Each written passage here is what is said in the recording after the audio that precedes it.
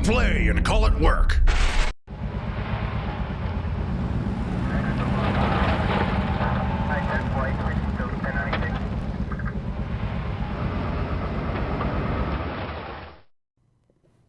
Hey everybody, Matthew here from MiniWarGaming.com, and welcome to this week's Sit and Talk. We're going to start a couple minutes early. We're just kind of sitting here talking.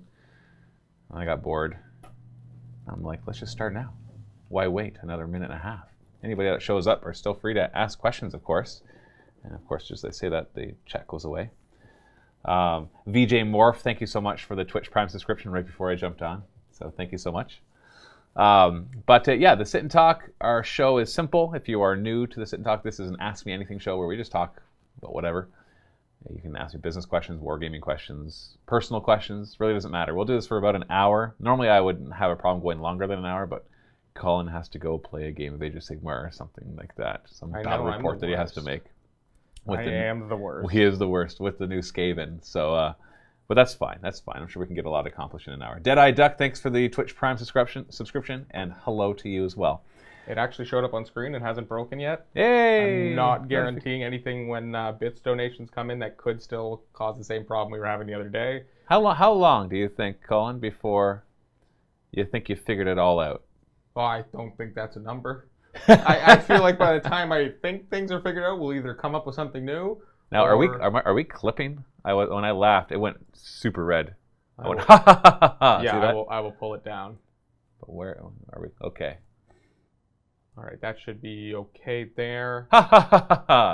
Still clipping. Where are we clipping?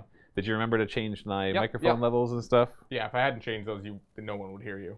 Ah.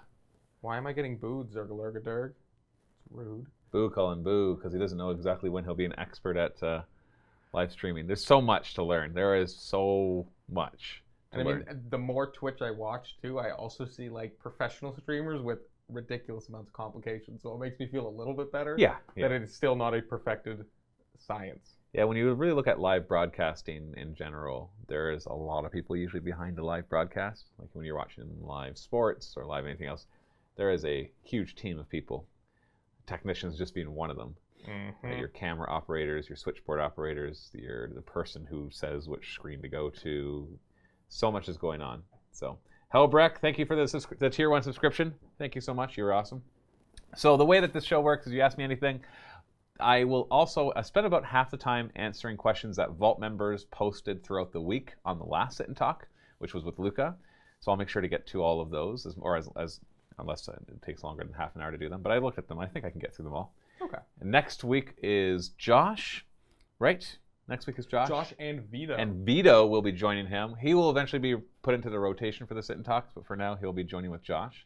Vito is the newest MiniWarGaming employee, so you'll get to talk to him more personally next Thursday. So if you have any questions, if you're a Vault member and you're not going to be able to attend, or actually if you're a Vault member and you want to leave questions, even if you can attend, you can almost guarantee your question will get answered by leaving it on the recorded version, the posted version afterwards on our website for Josh and or Vito. So make sure you go and do that there, because then we look from there. But if you're here on the show right now, you can ask. I'm going to open the queue right now. Boop. Hopefully that worked. Yes, it did. So what you can do is put !ask and then space and then just type your question. Try to not make it too long, because for some reason Streamlabs, it just kind of cuts off after, I don't know, 100. Yeah, I haven't actually figured out the exact character limit. It's probably not to do with the characters. It's probably to do with the type of characters, too, because an I is not as wide as a W, for example. Oh. So just try to keep your question not too long. And you can ask one question, and then I'll try to clear it out of there so you can ask more. But, it's interesting. So Wigdor jumped on there first, so I'll give him the benefit of having been so fast. Matt, of all the new Genestealer cult creeds, which one is your favorite? Also, if you had to switch beards with anyone in the office, who'd you pick? Switch beards. That assumes that I have one. So I guess you mean somebody goes beardless and then I gain a beard. We'll answer that question in a second. Which creed is my favorite? Well, I really like the one that gives +2 advance and +1 strength. That was the last one. I thought as soon as I found out Genestealers, I've done a few mistakes in my Genestealer called battle reports because it's brand new. One is I thought Genestealers get the creed, which it just makes sense that they do. They get the keyword, but there is a little blurb in there that says they don't. So I was so excited to run an all Genestealer list with the one creed that they get +1 invuln, so they have a 4-up invuln. And if you think, wait, that's way too powerful, I built a 1,000-point Genestealer cult list. It has, or with just Genestealers, it has 50 Genestealers and 2 Patriarchs. In a Tyranid list, I can do 64 Genestealers instead of 50. They don't get the Deep Strike, but they gain access to the Hive Fleet mechanic, which I would probably choose the one where they could roll, the Kraken one, where they can roll 3 dice for their advances and take the best one, or Behemoth and reroll charges. Like, it's just they're so much better, and there are troop choices on top of that, which means you can bring them. That becomes a battalion rather than a vanguard, I want to say. So you get 4 more command points because of that too. So I don't know why it is that way. Because they're more points cost for the Genestealer cult, which is fine. But if they got their creed, I would totally say that's worth it. Because imagine that whole army had 4-up invulns instead of 5-up invulns, or they all get +2 advance and +1 strength, like I played them in the first game. That was awesome. Strength 5 Genestealers was great. But now that I know they don't get the creed, kind of limits their playability, unfortunately. So I like that one. I like the one where in the first run of combat you get to reroll hit rolls. So if you were charged, or did a heroic intervention, so essentially in the first round that you're fighting, you get to reroll hit rolls as well. The one that lets infantry move and fire heavy weapons, that's the one I also give 6-up invuln. That one's meh. The one where you get +1 advance and charge when you first arrive is also meh. That's nice, and all the deep strikers getting to charge on 8s, but it's like, but I could also give them +2 advance, +1 strength, or an extra invuln, or re-rolling hit rolls. Like, there's just so many better close combat options. So it's tough. It's tough to say which one's my favorite. If I had to switch beards with anyone in the office, though, Josh, because I like to see what he would look like without a beard. You just want to know what you would look like with a big beard. No, I would switch it with him, and then I'd shave it off. Ha! How does that feel? I think we got this question last week, and I said I would switch beards with you. Right. I'd have to shave less. Right. Because it's annoying. Well, I shave every other day. Every other day, I shave. Okay. Unless it's a day I know I'm going to film, then I usually shave, because like I shaved today, for example. It doesn't grow very fast. And it doesn't. Yeah, I wish. I still got my baby face. Still got my teenage face. Okay. Matthew, what do you think? This is from B. Moser. What do you think of the new Genestealer cult? You know what? I'm just going to pick next. That way I can start clearing these. Because there's not too many. Matthew, what do you think of the new Genestealer cult's Nexus with its map of GWHQ? I've already used the Nexus in a game, and it was pretty cool, getting the extra command points and all that stuff. I think it's pretty brilliant that it actually is a little miniature of their location, which is pretty great. DM Jeremy, how did Colin's D&D game go on the weekend? How was DMing? I guess that's a question for you, Colin. First, hey Jeremy. Thank Hi, you for Jeremy. the question. This is Jeremy from Our Heroes D&D of show. Herrenberg. Yep. Brother Rin Jeremy. It went really well. It was a little bit interesting because everyone was a brand new player, and this was my first time DMing, so it was the whole time I'm sitting there going, I don't know if they're having fun. I don't know what's going so I everything went well, and they got half as far as I expected them to. I'm using the Horde of the Dragon Queen is the module I'm running with them. Figured I'd just grab a module to do my first one, and no, I was kind of stressed the whole time, but afterwards, we were done for like 20 minutes, and they're like, oh, I just want to play more. And then the next day, I was sitting in my apartment painting, and I can hear them 2 rooms over just talking about their characters and what they plan on doing when they level up, and talking about what spells they have versus the other guy. And so they really enjoyed it. So I think hopefully next time I'll be a little bit more comfortable with it, knowing that they're having fun. Because I think that's the biggest fear is I love not DMing. having fun. DMing is so much fun. It was really fun to be on the opposite side and be able to move the actual enemies and watching them split up, and you'd be like, fine, you left that guy alone. Boop, boop, boop. Attack. That stuff's fun. So yeah, I love DMing. I definitely love DMing more than playing, but at the same time, I've only been playing in one campaign, so Luke is a great GM. Mm-hmm. But I don't know. It's hard to say with the limited experience that I've actually been playing which one I like more, but I definitely love DMing. Vartimus, will there be an open play, or will there be open play areas at the new bunker? perhaps a turning room when it's not in use. Yeah, that room is big enough that I'm assuming we'll always have some free space, because the store won't actually be that big. Unfortunately, there's had to be some renovations to give new like fire exits and stuff, and a handicap bathroom, and that really cut down the size of the store. So maybe it'll be able to fit 2 or 3 tables in there. So we want to definitely have room regularly available. There might be some events that are just so big, but when we say we're going to run events, a lot of time those events won't take up the whole tournament hall. Like if we're running a campaign for 20 or 30 people, like that hall could fit 40 or 50 people more if you're really packing them in for specific types of games. So yeah, there will be open play areas. We want to keep growing the local community, the local gaming community. Carson the Kid, Matt, how would someone start in a Genestealer Cult Army for a new player? Okay, I'm not going to give you recommendations based on how much stuff costs money-wise, because I haven't done that research, so I don't know like where to start collecting kits, how much they cost, or the best things to buy. But I can tell you what things you want in your army. So you always start with any army looking at your troop and HQ. The troop choice that I would recommend starting with is the Acolyte Hybrids. They came down a lot in points cost since the last Genestealer Cult book. They went from 11 points to 7 points. So they actually really do compete with the Neophyte Hybrid for your cheap min squad. So if you're looking just to have min squads, 5 Acolytes is better than 10 Neophyte Hybrids, whereas before, 10 Neophyte Hybrids cost 50 points, 5 Acolytes cost you 55, and so, it was like, I don't know which one's better.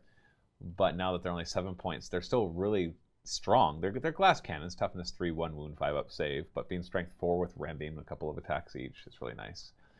And you can stick them inside of, because there's only 5 of them in the group, you can put them in the Goliath rock grinders with demolition charges and have some fun with them that way. And they're just a good, solid choice for the points cost. So that would be your core troop choice, I'd say. I'd say start with Acolytes. Of course, you can do Neophytes if you wanted to instead, if you're looking for a more shooty army. But as I find, Neophytes and the Broodbrother weapons, or the Broodbrother teams, they're not that good at being shooty. They're like the Astra Militarum without all the Astra Militarum buffs. And HQ-wise, you have lots of options there. And Icon Wards, your Maguses, your Patriarchs, your Primuses. I haven't got a lot of use of the Primus yet. But Magus for sure, or Magus, whatever you want to call it. The Patriarch is great if you're bringing Genestealers, and which I would still bring. I'm still going to bring Genestealers on my list, even though I was complaining about their points. I just won't do full Genestealer, like a pure Genestealer list. The Acolyte Icon Ward is your cheapest HQ choice, and it's also good at buffing things around it, so I'd say that's an auto-include. So Acolyte Icon Ward, Acolytes, kind of your starting area. Magus would be next. Genestealers, of course. Almost everything is viable. The new Jackal bikes, they're not very powerful, but they're super cheap and they're fast, so they're good at grabbing objectives. You've got your Genestealers, of course, which are just, they're hardcore, they're awesome, they're fast, they hit hard, they're survivable with their toughness 4, 5 up invulns. Aberrants are great now. I really like them with the new, if you're going to do Aberrants though, make sure you have an Abominant as the HQ choice, because he buffs them, because it just makes them so much better. They're great. Transports, the trucks and the rock grinders are both awesome. The trucks came down in points costs. So I built a 1,000-point list, for example, that has 6 trucks, pretty much all full of Acolytes. Not quite. There's like 888, 999, and a Magus and a Primus. And that's 1,000 points. Like that's a lot of models, a lot of hitting power, and all those trucks have demolition charges as well, which are very powerful. So you have a lot of options, but if you're just starting, make sure you focus on your troops, which would be your Acolytes, in my opinion, a couple HQs, which would be like your Magus and your Icon Ward, and then start to branch up from there. Do you want Transports? Do you want more Aberrants or Genestealers? Do you want to go do you already have an Astra Militarum army, in which case you could bring in your Leman Russes and Sentinels? That's a big boon. If you are already an Imperial Guard player, then building a Genestealer Cult list, you already have a Genestealer Cult list. You just need an HQ choice, because there is no Broodbrother HQ, but you can use your Astra Militarum stuff totally. They've even called them and shown pictures of the Astra Militarum stuff, so you don't even have to convert them for it to work. That's one of the games I played yesterday, actually, with the Genestealer Cult, was an armored company, and it basically looked like an Astra Militarum armored company, except there was a Magus leading them all. So it was lots of fun. It was really cool. Losbert, I love the D&D campaign, the Dungeons & Dragons campaign. Thank you. Do you know if there will be a second series? I hope so. We're doing Wrath and Glory next. The numbers, unfortunately, haven't been as good as we've wanted them to be, so it's going to be hard to we've got some decisions ahead of us to make about how we're going to do it. We need to either raise funds, meaning have like some sort of 24-hour stream where we try to raise X number of dollars so we can do another one, do an Indiegogo campaign, do a giveaway of sorts, something where we can say, yes, we've at least covered the cost of doing it. Because we have not, we're probably like a quarter of the way to covering the costs with the new subscribers and new Vault members and the ads and stuff that we've been able to run on these shows. It's like maybe a third. Maybe it's covered a third of our costs. I haven't done all the number crunching yet. I want to wait until we've done the Wrath and Glory campaign. So if the numbers don't really improve much, then I have to look at other options because I don't want to stop doing it. So my other options could be, like I said, it could just be doing some sort of fundraising thing where, hey, we got to raise $10,000 or $20,000, we can do one. And because it's surprisingly expensive to do these. And also you have to consider the fact that we're not doing other things while we're doing it too. So there's a lot of opportunity cost there as well. The other idea that I had would be to do the campaign and stream it from 9:30 to 4:30 and actually make 2 episodes, and only one of those goes out on YouTube, and the other one is only for Vault members and Twitch subscribers. So it forces people, if you're going to watch this, you're going to need to really become a Vault member or a Twitch subscriber. And if that doesn't work, I'm not going to give up super easy. I really want this to work, so I'm going to keep trying.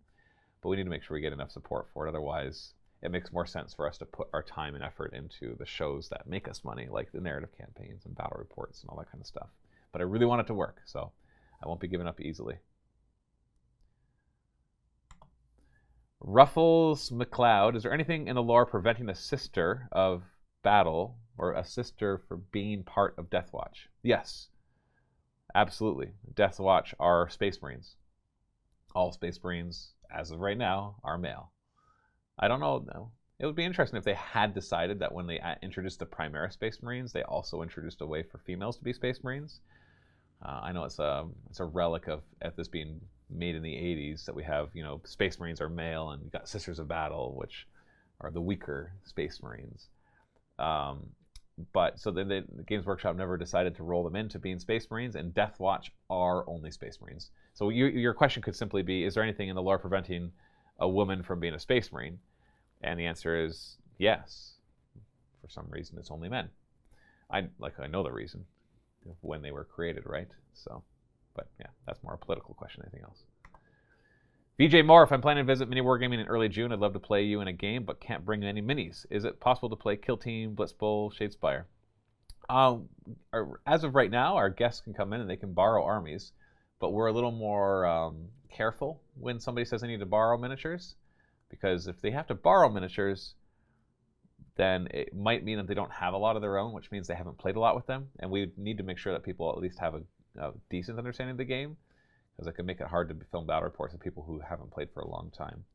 So you are able to borrow miniatures, so you don't have to worry about that. Now, if you're coming in for some events that we're going to be running, then the requirement will be to bring your own stuff. Zergalurgaderg, hey Matt, big question. Primarch Battle Royale, pre-heresy, so no chaos shenanigans and only melee weapons. Who wins it all? Vulcan. Easy peasy. K-Roll 46. Matt, do you miss the young girl Genestealers? If so, would you like to see them return in Tyrannus, Genestealer Cult, or both? They had a cool little bit of lore to them that for some reason they were so mutated that the hive mind didn't want them back. It is a strange thing, though, to consider that the hive mind wouldn't have a use for their gene seed, like they're some sort of, because it indicates that if you did trick the hive mind into consuming certain biomass, that maybe you could disrupt them, kind of along the lines of Star Trek Voyager and the Borg. But that kind of was dumb. Like, I like Star Trek Voyager, but that was a really dumb ending for the Borg, if it is their ending, I guess. So I don't know if I wouldn't say I missed them. I think they were an interesting bit of lore. It would be interesting, but there's nothing stopping anybody from kind of making their own thing, saying that something like that exists. They were very, very specific. So this is a big galaxy. There's lots of stuff that happens.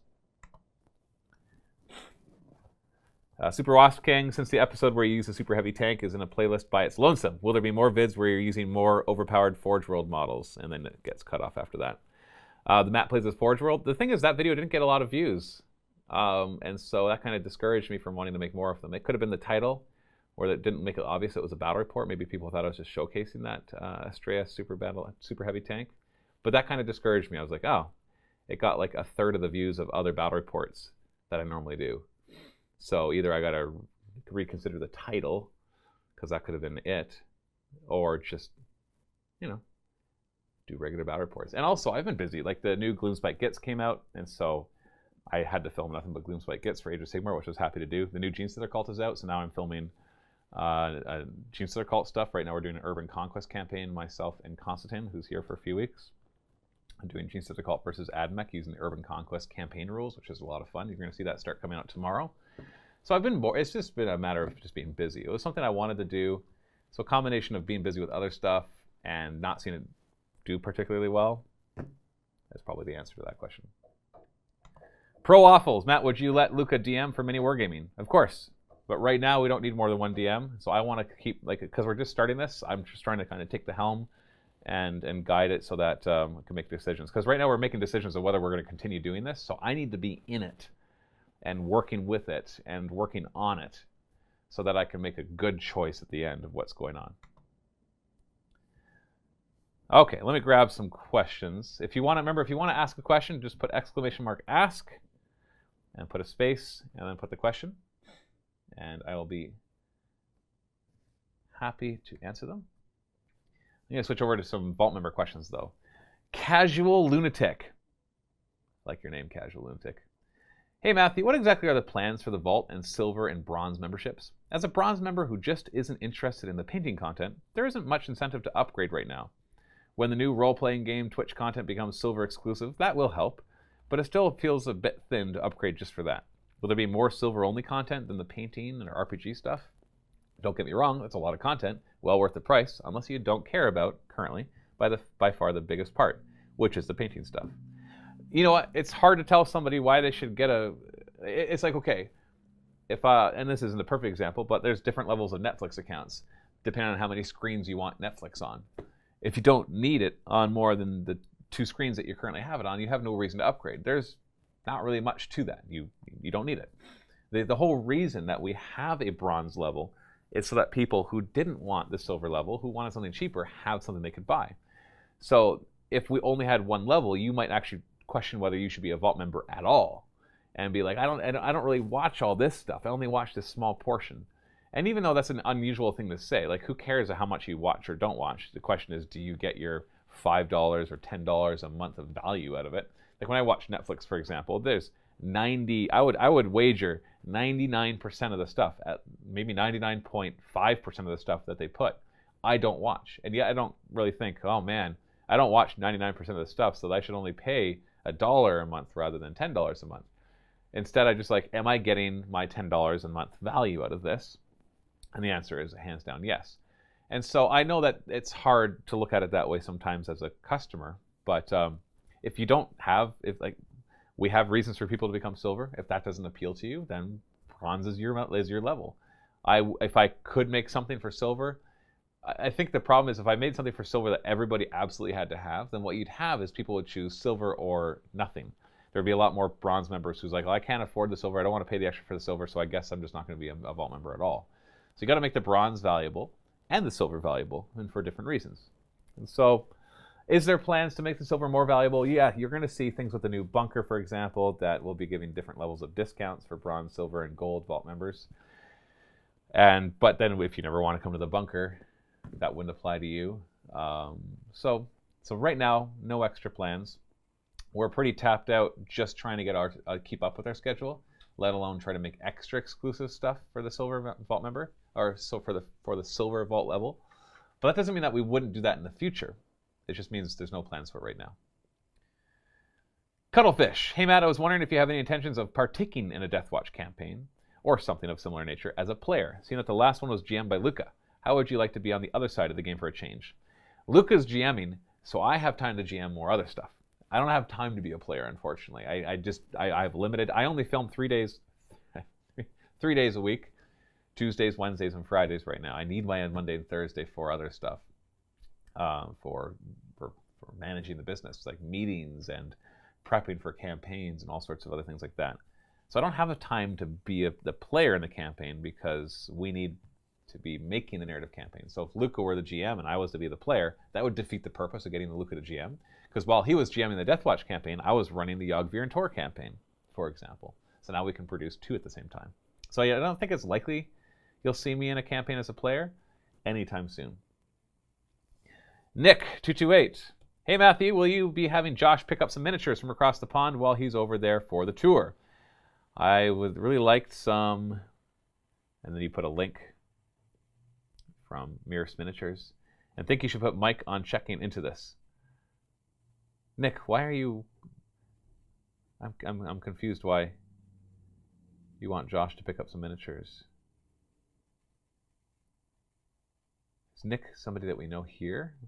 Like, would you be using the miniatures? Not that I'm familiar with. No, we had no plans to get Josh. We can just go online and buy miniatures. I'm assuming he's going to buy some for himself. Sure. And we could always go online and buy them if we needed to. We don't have to actually spend all the money on plane tickets so that we can bring stuff back. So yeah, I don't know, Nick. I didn't have any plans for that. Also, I love the Kickstarter stuff you shared for printable scenery, etc., and would love to get an update on it and or future Kickstarters you're interested in. I actually don't keep track of what Kickstarters are coming out. Things pop up in my Facebook feed or in YouTube ads or whatever else, or we're contacted by companies, but Mike handles that mostly. So I am mostly ignorant of what's going on because I'm just so busy working on what we're working on here. So I don't really have any recommendations. Printable scenery, though, is awesome. There's a lot of good Kickstarters out there, though. The Danish Viking Alex. First of all, thanks for lots of awesome content. Thank you, the Danish Viking Alex. Looking forward to more battle reports with your Genestealers. 2 questions. 1, you have mentioned a grand opening of the bunker in July. It's June, actually. But you are moving soon. Is the grand opening meant to be the first time battle reports are shown from the new location, or is the grand opening something else? It's more just like the ribbon cutting party kind of thing. We'll have already been filming battle reports for hopefully a couple of months before that and been putting out those battle reports. So it's just like our official party date. It'll already have been open, and that's just the official grand opening. 2, I think all Warhammer players experience making rules mistakes. I certainly do. I've been wondering, do you guys want people to make you aware of it in the comment section? In a sober tone, of course, or not? Absolutely. Yes, 110,000%. Please point out the rules mistakes. I learn from them. I really do. When I was about to play my next Genestealer battle report, I pull up the comment section from my previous one to make sure that it was nothing I missed. And sure enough, that's where I learned that Genestealers don't get the cult rule. And I had to look at it again and be like, oh yeah, it was this little tiny blurb right there. And I missed it. It's where I learned that... well, that was the main one. I figured out the reinforcement points one on my own. That was bad. Yeah, but there's lots of little things. And it's not just always rules mistakes too. It's like there's combos. There's like, oh, you should really try this out with this. So definitely do it. Like, be nice about it. There's no reason to be. You guys, the comment that always gets me is, you guys are professionals. I expect you not to get any rules wrong. And I'm like, I'm sorry. Have you seen the rule books for these games? Oh, by the way, just got the codex. Read through it a little bit. Now I'm playing a game. You really expect me not to make rules mistakes. You really expect me to play 20 games off camera, and even then I'll probably still make some mistakes before I start filming. Do you think we have the time for that? Somebody was even like, you shouldn't have posted this battle report because of that rules mistake. I'm like, it was a great battle report. Yeah, that was just near the end that happened. And it was a great game. Yeah, the ending would have been different. But I don't have time to throw out an entire day's work for me and Steve. Like, we're busy. It's so busy. So your option would have been no battle report, not another battle report. It would have been no battle report. So we're going to make mistakes. In the people who can't handle that, just don't watch any battle reports. And don't tell me that so-and-so never makes mistakes. Bull. Bull honky. Bull loney. Bull. Yeah, right. No way. They probably make as many, more, less, I don't know. And don't tell me that you never make mistakes. Until you get yourself on video showing every last die roll that you do, and then show it to 50,000 people, you can't tell me you don't make mistakes. Yeah. Does this seem to be a sensitive spot for me? Well, you're darn right it is, because I, for the past 11 years, have been dealing with commenters who can't seem to understand that when you're playing games that come in rule books that look like this, that for some reason you can't remember everything perfectly in it, in the moment of stuff, with an opponent who knows how much he knows the rules because he's a guest from who knows where, and who knows how much he played. He played an army that I've never played against before, and now I have to learn his entire codex. Oh, by the way, there's 20 codexes, all of them this thick. Yeah. Yeah, well, I was also going to say, like, we film everything as well. Yeah, everything is filmed. People who, skip the showing their dice rolls or skip their movement phase, you don't know what rules they're getting wrong between all that. So, because we show everything, you get to see everything. And that means the rules mistakes that get made along the way. But again, make your comments. We'll read them and learn, and hopefully not do it again. But, exactly. But we're also humans, and people make mistakes and forget things. So. Yeah, and the one word that I hate is when people say, like, Surge MMO, Matthew playing Genestealers, he cheated so much. Like, cheated is different than getting rules wrong. So yes, please leave your comments, but be nice. Don't say that we cheated. Just say, hey, you got this rule wrong. It should be this. Or, hey, I think you guys got this rule wrong. Shouldn't it be like this? That's the kind of tone that I would appreciate. M. Meyer, just in the chat, says, has Matt finally learned what size squigs go on? Yeah, I thought they would switch over to 32 mils. I assume that because of the squig hoppers, but somebody else said they go on 25 mils. I actually haven't double-checked that yet because I haven't played with them again. But I hope they're 25 mils. That makes them better. But, yeah. Anyway.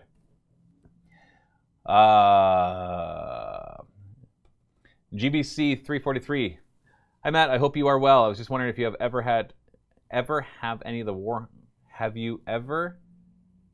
any of the Okay, I'm assuming what you're really saying is I was just wondering if you've ever read any of the Warhammer novellas. Yes, I've read a lot of Black Library books and short stories. Like a lot of them. Very good reads. The Age of Sigmar ones, Heart of Winter and the Red Hours are very interesting. I would highly recommend them. On another note, I was wondering your opinion on the progressing style narrative for Age of Sigmar, where the setting and status quo constantly advances and changes, even between different Battletome releases, with the new Soul Wars and Necroquake changing things up the setting, and even rules of the game and whether 40k could perhaps benefit from the style of narrative. Again, keep up the great work. MiniWarGaming forever. I love it. I love that there's constantly changing narrative, and I think that 40k definitely could use that. So, yeah, I think any game needs to have that. And I think they missed an opportunity with 8th edition to really move the story forward. They technically moved the story forward, but it really just feels like more of the same. Now there's just more chaos. But what's different? What's really different? Why not figure out what's going on with the Emperor, or at least advance the storyline more than just a few little rumors? It would be nice. But yeah. We got 2 new subs. 2 new subs. I like subs. Grumpy Nerd 27 with Twitch Prime. Thank you. And Balthazar 4570 with a tier 1 sub said, you guys are great. For 3 months. Thank you so much. Why does it say that? Did it not tell you on yours? Mine says they've subscribed for 3 months. And yeah, then... I'm looking at the chat. It normally does say it. Oh. Huh. But it doesn't. For 3 months, so thank you. And I just hit a button that changed it from black to white. Yeah, that's the night mode. Where is the night mode? What did I just hit? In settings? I just touched the screen. I just touched the screen. Did I really hit the gear and something else that fast? Enable dark theme. There we are. We're back. That's easier to see. Now I can't get rid of this chat. Hey. Send? Will you go away? No! It won't go away. Oh, I just got this over. Oh, here it is. Hey. Get rid of you. There we are. That was me that said, hey. Woo! I was like, what? Am I getting that old? Can't figure out this gosh dang pewter thing. What's this pewter? Why is it so small? Where's the rest of the pewter? Where do I plug it in? Where do I plug it in? Who are these people just talking to me? This doesn't make any sense. All right, anyway. Hold on. Gradle asked a question about the Forge World model thing. I've already answered that, so I'll move on. Trusty Broom. Hey, Matthew. Even when you're playing a one-off game, your terrain placement always seems well thought out. Well, thank you. I do actually put a lot of thought into it. What is your thought process when setting up terrain so that it doesn't look like a bunch of stuff just thrown on the table, like how it looks when most other people do it? Well, I always try to go with a theme. So I usually build the table before I have any idea what we're doing. I might not even know what armies are playing yet. Now, if I do know, like for example, when I was doing my Gloomspike Gets, I always, the very first one I did, I'm like, this is going to be in a cavern, so I want a cavern with mushrooms. And so, and the next one was in a forest with mushrooms, because, Gloomspike Gets. So I do usually think of a theme. I walk around our warehouse of terrain, try to find something that stands out to me that I haven't used in a little while, or I just want to play with. And I try to find a mat from Table War, Game Mat, or Urban Mats that kind of stands out, that'll work with what I'm thinking. And then I don't know if I can give you this how-to process of how I build it. I just, you play stuff. There are little tips and tricks, like you try to do things in threes. There's an artisticness to that, especially trees. Whenever I place the trees, I always do them in threes. So they're not always clumped together in threes. It might be like 1, 2, 3, but I'm always counting threes for that. When it comes to like gameplay, I always try to mix line of sight blocking terrain with non-line of sight blocking terrain. Sometimes it's more dense, sometimes it's less dense. It just depends as well what kind of game is being played and how much it benefits from cover. But yeah, and I try to make the terrain match. We have a lot of terrain here, so we can I have that benefit of being able to choose from it. But yeah, that's the basic thought process. I've built a lot of tables, so maybe that helps. Sometimes it's hard to tell what your thought process is because you haven't really thought about what your thought process is. You just kind of do it. Because I haven't taught people how to set up tables too often. I've noticed that it's hard to teach, and some people just kind of get it, and some people have a harder time with it. Jimmy Stewart, hey Matt, with the new website, will it be possible to download to mobile devices again? Again? Was it possible before? I thought there's just a link to download. It would allow your RPGs to work as a sort of podcast. Now, speaking of that, actually, we do have our Heroes of Herrenberg available. We never actually announced that anywhere, did we? I said it on the Open Vault. No, I know, but I mean like a real place, like on Facebook or... We have not, because by the time I had it up and going, it was the last episode. Oh, that's fine. It still allows people to go back and watch it. It's now, where is it available? It's okay. So I actually had Colin look into podcast stuff, and so we've signed up for that. And just as the first test one, we did put Heroes of Herrenberg up on that. And you can find that where? Pretty much ever. I believe it's almost everywhere you can find a podcast. So it is up on the iTunes store, so you can get it on Apple Podcasts. And it's free. It's free, by the way. Yeah. It's up on Spotify, and it's up on Google Podcast. And then I'm pretty sure, by the research I did, all the other apps and like Castbox, those kind of other apps that came prior to all those, pull from the iTunes library. So I have been looking at our numbers, and I'm seeing everyone. There's a couple people watching on Castbox, a majority of people watching on Apple Podcast. But we've had like 100 and something downloads, and it's been up for like a week. So we haven't even advertised it. We're just exactly there. Cool. So it is available as a podcast. Now, to answer your question, the new site will be 100% different than the current site. So it will definitely be like mobile friendly. It'll be a responsive site. So I would assume that all that will work. Apparently you say there's no download link for the Yogvier Tor finale. That's cold, man. If there's no download link, that's just an error. So just email support@miniwargaming.com. Say, hey, there's supposed to be a download link here. And that just means Aaron missed it somehow. Equilibri, Great King Matt. Wow. Greetings from across the pond. Sweden, that is. Sitting here planning my summer, and I will be visiting you guys late June, early July. Ooh, you may want to plan that sooner, because we may already be booked up for that. My biggest problem now is if I should book a hotel or wait for you to finish the accommodations at the bunker so I could stay there. That is my dream right now. Do you have any news about when we can expect to be able to book a room at your new place? Well, we're already going to be at the new place by then. So if you're looking to come down for battle reports, late June, early July, I believe is already really filled up. You need to email Josh right away, josh@miniwargaming.com, and start working that out. I would assume if you were able to come that you would be able to stay at the bunker, but we don't have that information yet. It's going to be touch and go for the first few months, just as we figure everything out. It never hurts. You can reserve hotel rooms just with your credit card for free, and as long as you cancel within 24 or 48 hours beforehand, then you don't get charged. So it doesn't hurt for you to reserve a hotel room. Also, I doubt that all the hotels will be fully booked in Welland. You won't be able to find a room even on the spot. So, I'll not keep up the great work. See you this summer. Yeah, definitely contact Josh as soon as Okay. Next comment. Radelic. Hello, Mr. Batrep. Well, thank you. Hello. I hope you're doing well today. Do you have any plans to post the rules for Deathwatch Resurrection on the MiniWarGaming website, since Luca has mentioned that they are different than the rules for previous campaigns? Honestly, I just never thought of it, because Luca's the one doing it. So, email him, luca@miniwargaming.com, and then we'll see what we can do. All right, let's go back to some of the chat questions. Now there's enough of them. I think I can. Let's go through this. Here we go. Dr. Olkram or Drollkram.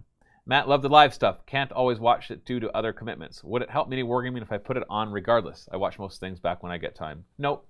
Just having it open doesn't do anything for us. It's not like we get any ad revenue. Yeah, no. It just artificially inflates our viewers and doesn't give us. It gives us the additional viewer, but also if you mute it, then it doesn't even give us the viewer. Yeah, anyway. if you muted it, you don't count as a viewer.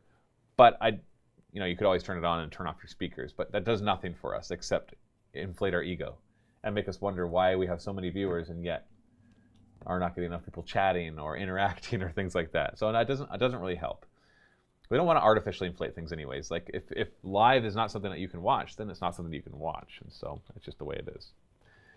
Wandel, hey Matt, what's your favorite Age of Sigmar model? I love all the Gloomspike Git stuff. I would say the new Trogoth hero models are my favorite. Skulls at DM, did you hate giving Rin Firestorm for the final fight? No, that was epically awesome. I may have purposely loaded up that last fight with a lot of guys so that he would have a place to use it in epic style. And I chose it. I know I rolled randomly, but that was just to give me a starting point. And then I just I changed almost every roll that I made. I'm like, yeah, it's one of these ones. Roll. And then I'm like, oh, that would be this one. Oh, boring. Let's do that one instead. So I gave him Firestorm on purpose. No, I was very happy with that. Griff2K9, hey Matt, have you ever run a campaign in D&D or other role-playing game where the party was evil, or the goal is to conquer the world and not save it? No, I'm not a fan of doing evil campaigns. I'm not even a big fan of doing neutral. I want the majority of the players to be good. I don't mind if there's some neutral players, but it can really make the game hard to give you good reasons why you should do all your side quests and all these different things if you're just like, just neutral.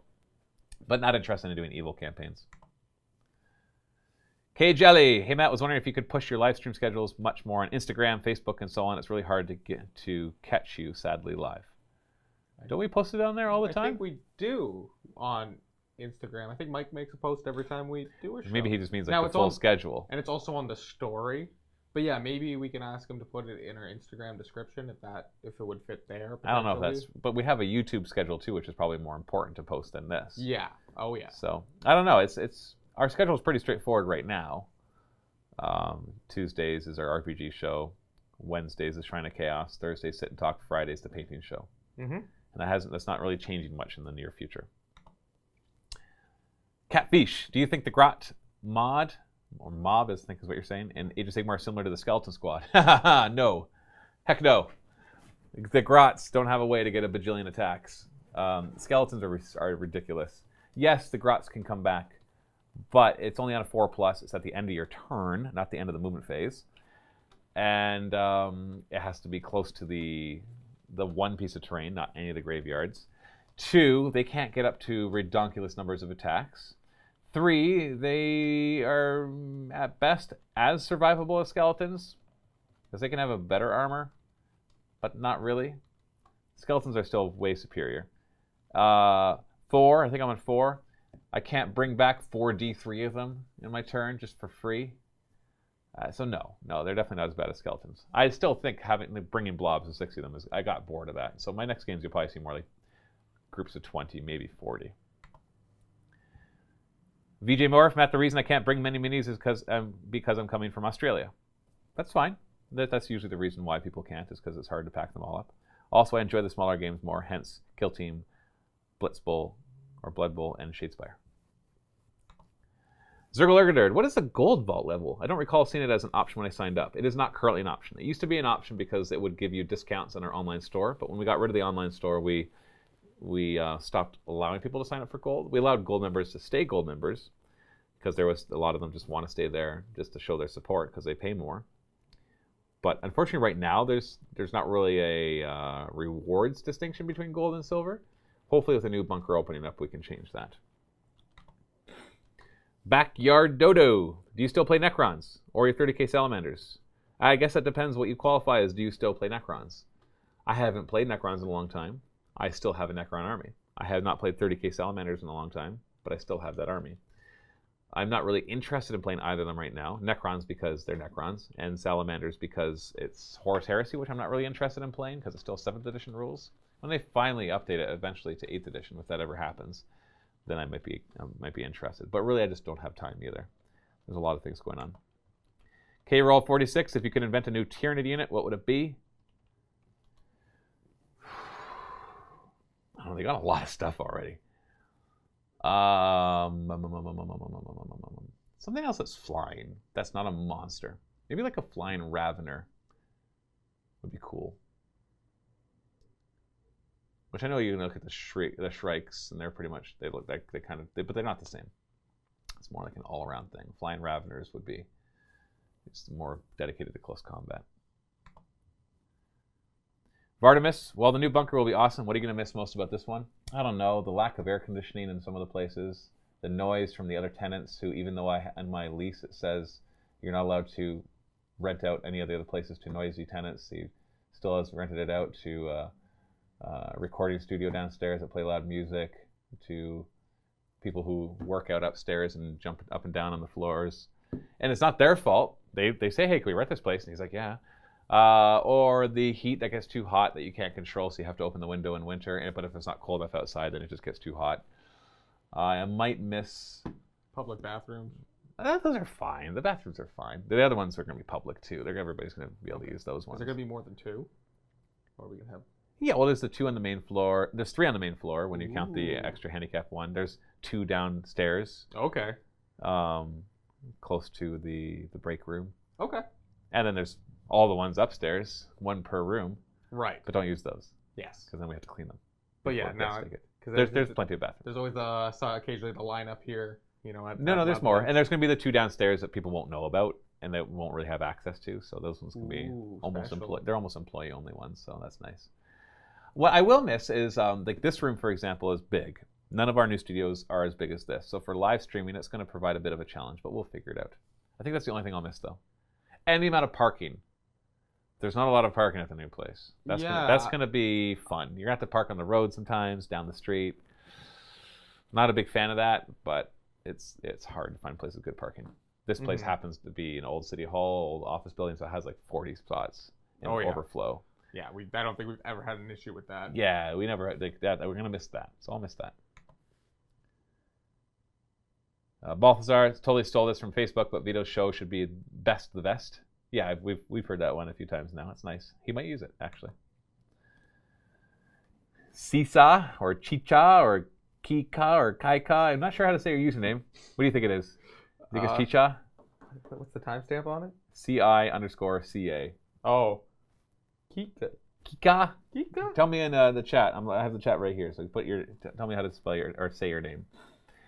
Matt, it was great to see the article MiniWarGaming posted about the opening of the bunker. I was wondering if there was any other articles you had saved. ... It was too long. I can't read the rest. Oh, what's the timestamp? I can tell you. 14:37:35. 37. And who is it by? Chicha. Or Kika. Oh, I think I just Or Kaika. Did I just scroll past? Or Sisa. Okay, so where'd you get Sisa.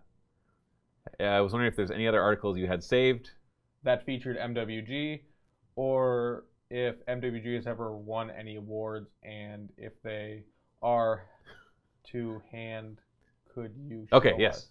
We have, so no wonder it got cut off. It's a long one.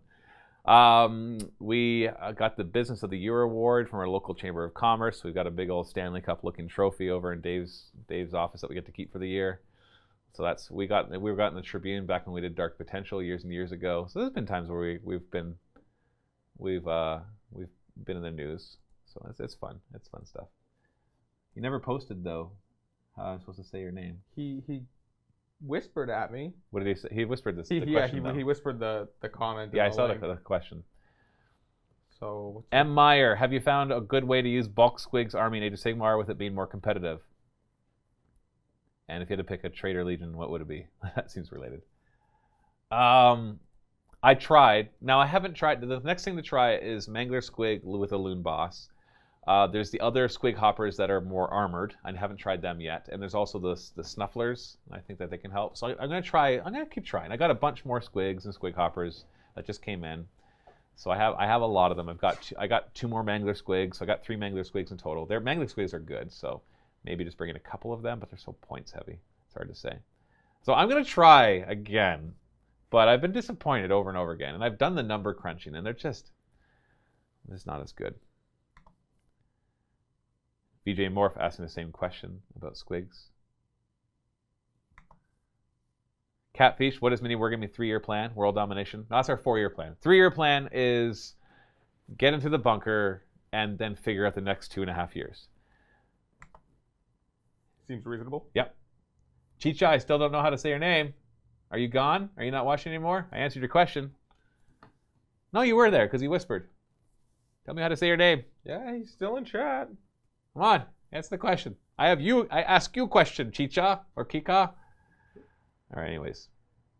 He's going to make us pronounce the underscore. That's what it's going to be. Chi_cha. Yeah. Let's go back to some Vault members' questions. Sparkplug. Hello, Matt. First, thank you for all you've done so far. Thank you. You're welcome. You guys have made me laugh and entertain for years. Second, will you do a Wrath and Glory RPG soon? You know what? You asked for it, Sparkplug, so I will do it because you are a Vault member. I mean, we kind of have to. No, we have to now because you asked. Yes, we're going to be doing Wrath and Glory 40k RPG. You probably... No, you posted this 2 days ago. We had already done the Session 0. Yeah? Or we're doing the Session 0 maybe when you posted it. You may have actually posted that question while we were filming Session 0. That is entirely possible. And live streaming it. Yes, we are doing one. It's probably going to start not this coming Tuesday, but the Tuesday after. But we are going to film more Wrath and Glory this coming Tuesday. We'll just do more test games so we can learn the rules better. I don't think I'll be ready for this Tuesday. I still watch the 40k Nobody's RPG that you guys made and can't wait for another show. You guys are great. You mean, yeah, the Blue Collar Heresy, yeah. It's Sika. That's what it's you say. C-Ca, as in caterpillar. Okay. Sika. Sika? Well, if he says it's in caterpillar, it would be Sika. That was I just like C as in caterpillar. C as in Ca as in caterpillar. Do you mean Ka or Ca as in caterpillar or Ka as in Cador? Or as in cause? Cause. Yeah, that's a word. Trying to think of another word that says cause.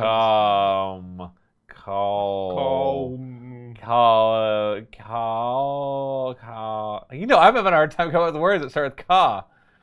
Tell me a word that starts with ka. No, that's Cullen. Karate. If you say it that way.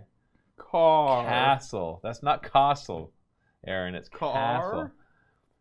Oh, no, I guess it's, yeah, car. Yeah, but they always go to like an L or an R sound, so it's always like call. It's Hooked on Phonics Canadian edition. Yeah, betcha. Cookie. No, it's not cause and cookie. Okay, anyways. Army. Oh, wait. Oh, there we are. I'll answer the question. Not a Vault member, but I'll answer the question. I know the regular business model for Bat Reps is playing guess, but I really enjoyed the recent Beard versus the Boy Wonder Cullen throwdown. The chemistry your employees have really showed through and made it a great watch. Would you consider having your content producers do this on a semi-regular basis? You're going to see it somewhat on a semi-regular basis because we have to for some of the things. It just costs more, right? I don't know what the future is for all of that. We've been doing guest battle reports since we started because it's just a way to be able to do more battle reports. But I have noticed that typically employee versus employee battle reports has better synergy because we know each other. We've played against each other a lot.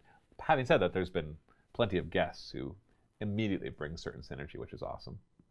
So I would never want to stop filming with guests. I think we would lose something by not doing that. But also, thank you for liking that battle report. I appreciate it. You're the boy wonder, apparently. It was fun. It was on Christmas Eve, and I made Josh pretty salty because the game went longer. He wanted to leave. Daniel TMU. Hey, Matt, how come whenever I watch a free battle report on your website, there's never a link to the postgame? Because Aaron's not doing it right. Aaron! Why isn't there a link to the postgame on our website? I always have to link over to YouTube and then link back to MiniWarGaming, then close the 2 extra tabs just to watch them. Is that by design or just an oversight? It is an oversight.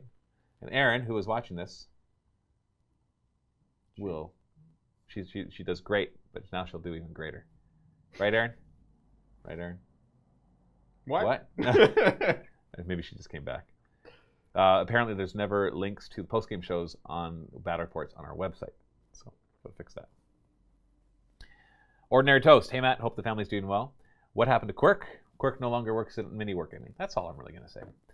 And now that Vito is officially unemployed, does that mean the bunker is almost complete? Yes. The bunker crew is no longer working on the bunker because their part is now done. We should be hopefully moving in April. Grand opening in June. Also, how do you feel the most recent Deathwatch campaign went? I think there's room for improvement in the narration and wishy-washy rules, but overall, great start for Luca. I think it went great. I didn't really watch much of it. Don't have time. But looking at the feedback, the people liked it. So yeah, Luca's got a lot to learn. I still have a lot to learn. So I still have wishy-washy rules, and there's lots of room for improvement in my narration. Hopefully next time you can participate as a player to help coach Luca and get the experience to the other side of the campaign. We'll see. We already talked about that. Yeah, I mean, I think that's one of those things that you could coach him, but it's very much do it, learn from your mistakes, just gotta do it again.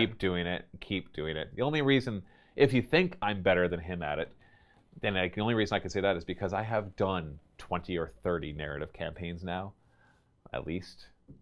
So yeah, it's just time. That's all it's going to take. Murder Mage. Matt, have you thought about doing a Black Crusade RPG campaign in the future if MiniWarGaming continues with the live streaming? No, we will not do Black Crusade RPG because that is... Well, okay, I can't say no, we won't. But I have not thought about it, nor do I really care to. I'll be honest. Nerm. Hi, Matt. As a resident of Australia... Should I be saying this as an Australian accent? No.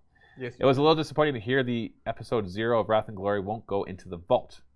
I would have loved to have watched it live. It is going into the vault. Yeah, it is. I exported it today. I said I'm not putting it on YouTube. Yes. Because anything that is exclusive to Twitch will always go in the silver vault. Always. I would have loved to watch it live as I want to learn the rules, mechanics for the system. Haha, don't watch it for that reason. But without a set time, it was impossible to plan for. I think it went live 2 a.m. here. Any chance you could get it added to the vault? Is it already in the vault? Or is it? I rendered it this morning. Okay, so it'll be there by tomorrow. By the time you watch this video, it'll probably be up. And then another one from Nerm. Love the D&D content. Even managed to catch it live a couple times here in Australia. Looking forward to seeing more. That ending was epic, especially as it wasn't planned. It wasn't.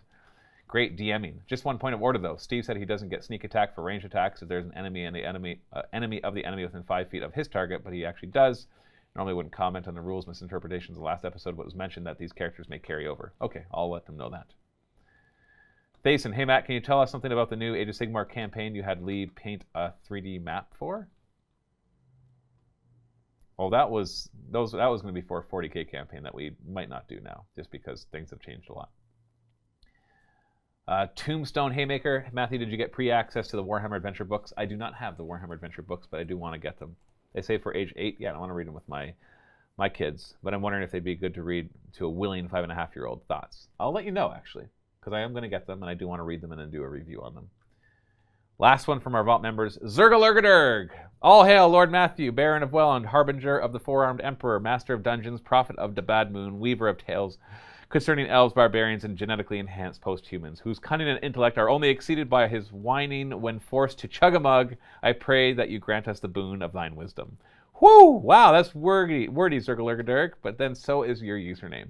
Firstly, O Dancer of the North, with you and yours gallivanting off on a new adventure in the 2 millennium inside Wrath and Glory, what about this newest of quest doth excite thee mostest? What excites me most? It's hard to answer. I love role-playing.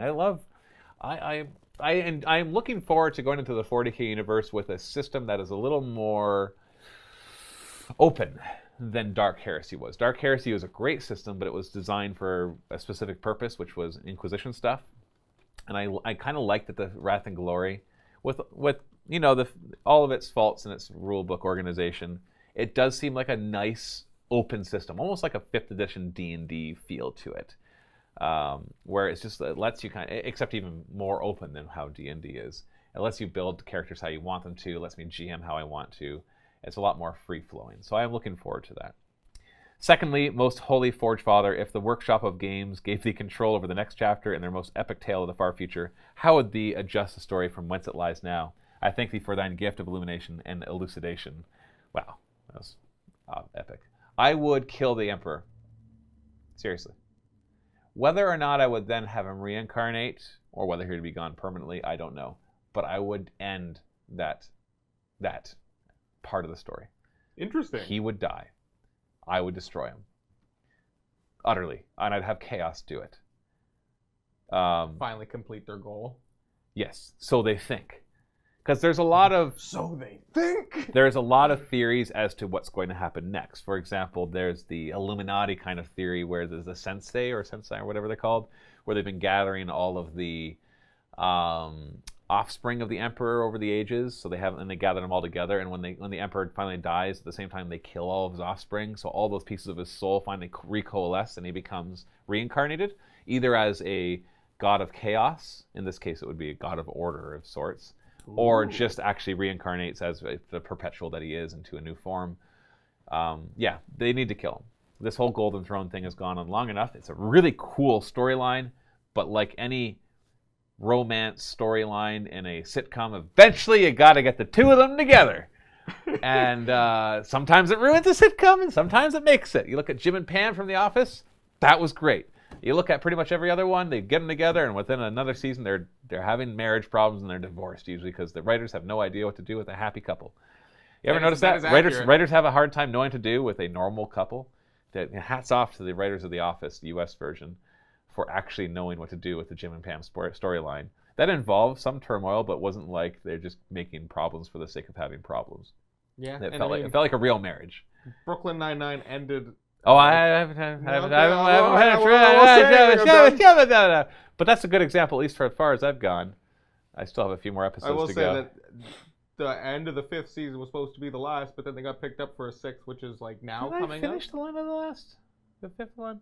No, don't give me spoilers. I don't want to know. But the 6th one's now a thing, so I'm interested to see what they do next. Yeah, but I gotta wait for it. Yeah, that one was interesting because they got together and then they just kind of didn't make a big deal of it. They just kind of, the story went on. Everyone and it would kind of come up. Mm-hmm. Oh yeah, you're right. They're married, or they're together. Yeah, and yeah, that was a good example of one too. It's just like, yeah, now they're together, and it's, things don't normally. It didn't completely warp the character structure of the show. Right. Yeah. Whereas you get like Frasier with Daphne and Frasier's brother.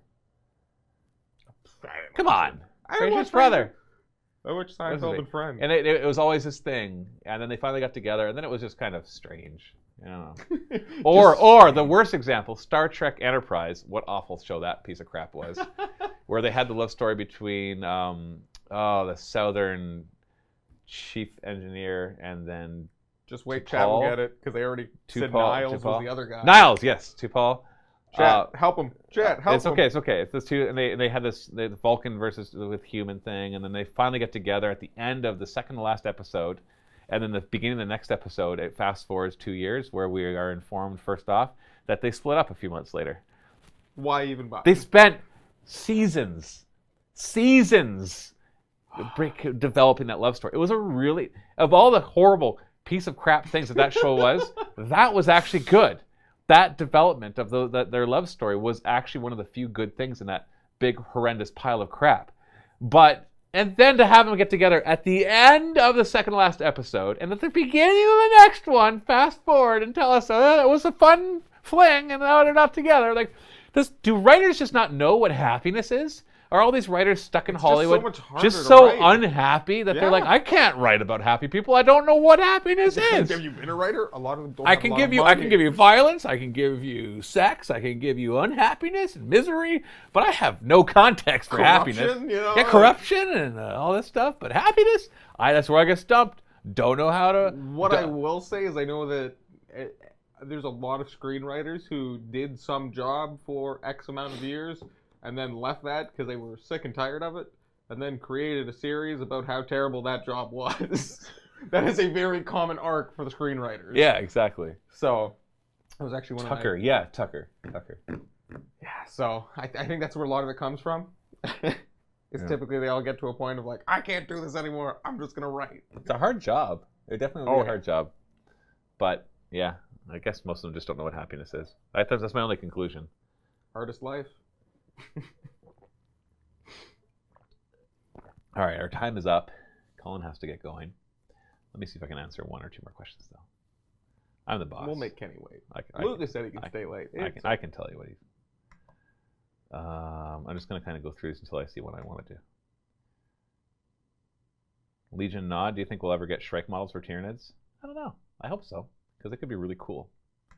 You hope so, but you already have some. At least spent a while. Yeah, they look, and those are cool, but they're conversions. They're warriors with wings. When you see like the Hive Tyrant, you convert him to get wings, but then they made the Hive Tyrant with wings, and he's a dynamic flying pose. For sure. It's much cooler. CAD Gaming, do you prefer doing campaigns with guests or with other producers?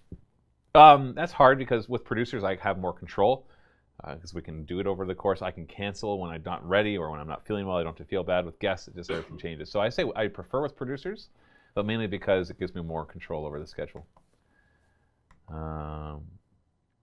It's Sika as in caterpillar. VJ Morph, I love the way you guys explain the roles in your battle reports. Do you explain the mechanics in the Wrath and Glory session 2? In session 0, we definitely talked about the mechanics. I do plan on, at least for the first couple of sessions, talking about the mechanics. I don't want to burden the show with talking too much about the mechanics, but I want to say it enough times that somebody who has never played Wrath and Glory before can get it. Having said that, you can watch role-playing shows without having any idea what the rules are, because you'll tell by the reactions of the players when the GM says you succeed or did not succeed that it worked or did not work. We got Twitch Prime sub from Durgota? Durgota! Thank you, Durgota, for the Twitch Prime sub.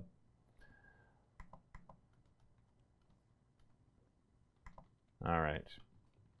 Backyard Dodo, last question. What is your least favorite 40k and Age of Sigmar faction? Age of Sigmar, it's not a faction, it's an alliance, it's death. You know what? No, that's not fair. Night Haunt, and maybe even Flesh Eater Court, I think are cool. Legions and Nagash, total garbage. They're just dumb how gamey they can get. 40k? That's a tough one. I'll tell you which is I think is the most boring. Probably be like Necrons right now. Not as in a lore wise, but more just like when I look at their army and when I see them played. Yeah. Well, yeah. All the Imperium ones are interesting in their own way. The Chaos ones are all cool in their own way. Eldar, Dark Eldar, Harlequins, they're all fine. I'm not a huge fan of them, but they're all fine. I'd say right now Necrons. I don't know how well they play. I don't care. It's just how they look. Like the model range, and when you field them on the table, I look at them just like, whatever. I wonder if it comes down to the fact that like it's hard to paint a Necron army like bright and colorful and or different. It's just a bunch of iron skeletons, right? And then they throw in some. There's some really cool aspects like to I like the the Necron spider army. and that kind of stuff. Like, yeah, I like those. I think that was just one of those armies they developed in the 80s that made sense at the time, and now it's like now we just gotta kind of keep it and fit it into this lore. Sure. Like if they were to do 40k again from scratch, I wouldn't be surprised if they scrapped a lot of the Xeno stuff, like Tyranids, for example. I think you could remove those from the 40k universe, and being a big Tyranid fan myself, I think the universe would be better off in some ways. It's not this weird overarching thing. Yeah, because you can kind of because you have like this whole chaos threat, but in the end, if the Tyranids have just consumed 12 galaxies, who cares? Right. Because chaos survived. Oh, chaos lost, but so did everybody else. Something that can completely nullify everything that they're trying to make relevant, or exactly. And Necrons kind of feel out of place like that kind of thing, where it's like, yeah, there used to be this ancient civilization. They've tied it all together in a really cool way, but I don't know. It's hard to say because it's also a big galaxy. So if you only had Chaos and Imperium, I might be asking them to add in more of this stuff. Hey, the bits thing didn't crash. Necrons are 3rd editions, enlisted malicious. They're a product from the 90s. 100 bits. Thanks, malicious. Thank you. Okay. So 90s, 80s doesn't matter. That. Because I had not seen any bits come in this session, and I wasn't sure if it was going to do the same thing it was doing. Woo, it worked. Tuesday, which still means I don't know why it was doing it Tuesday, whether it was computing power with all the cameras or what. I don't know. Anyways, we're out of time. Thank you so much for all of your questions. And remember, next week will be Josh and Vito. If you're a Vault member and want to have your question answered for next week, make sure you leave it once this gets posted on our website. Leave your question there for them. Otherwise, you can join us live next week from 2 to 3 Eastern Standard Time. And don't forget, this Tuesday, we will be streaming more Wrath and Glory. probably all day long again. So and you can jump in at any time and kind of catch what's going on. And then we'll start the official campaign probably the week after that. Okay, so we are going to have another week of prep. I'm 90% sure I won't be ready for Tuesday. Okay. So I'm just gonna call it now because today was one of my prep days and I Okay. got a lot done. But it's a new game. I'm home brewing and the entire story. There's a lot of work. There's a lot of work to get done. So I'd like another session of just playing because honestly, just doing the little bit that we did on Tuesday, like I said, it felt like the rulebook was translated to another language in front of me because all of a sudden I looked at the bestiary and I'm looking at the characters. I'm like, oh, okay, I can see what's good and what's not. Right. I get it. I've played it at least a bit. So yeah. Honestly, that's a little nice. Gives me more time to figure out the live overlay end and the live the streaming overlay and needs to get done too. try to work out a couple kinks and maybe possibly if we have time to do some promo things to promote it. It would be nice to actually promote stuff before we do it. I know, right? It's so hectic around here, right? It is. It really is. In a good way. It's good and bad. It's bad in the sense that it can sometimes feel like you're just always falling forward, and the other, but it's good. But it's good in the sense that we're always busy, so that's nice too. It's nice to be always busy rather than wondering what to do next. There are certain days where you're like, oh, maybe I'll have nothing to do tomorrow, and then you'll walk in and Yeah, you'll be right. like, "Ah, Yeah, I'm drowning." exactly. Good luck. So, anyways, thanks for watching. Happy Valentine's Day, and Happy Worm Day. and The Google thing is worms, and is that like for single people? Well, no, like literally, I opened up Google and it was the worms thing. And being a single person, I don't know it's Valentine's Day, so I was like, "What is it, Worm Day?" What does worms have to do with Valentine's Day? It's like the Google animation. I don't know. It's super weird. Look, worms. So I thought it was Worm Day because I had no idea. Hit the play button. I don't understand. It does like a little, then they make a heart, Oh, worms turn into a heart, and then and then it's a leaf that they eat and eat it into a heart shape. They're ladybugs, and there's a spider that makes a heart spider web, and then they run off together. Oh, off screen. right. I'm like, oh, I got a little PG there, Google. Thanks for watching. Happy wargaming.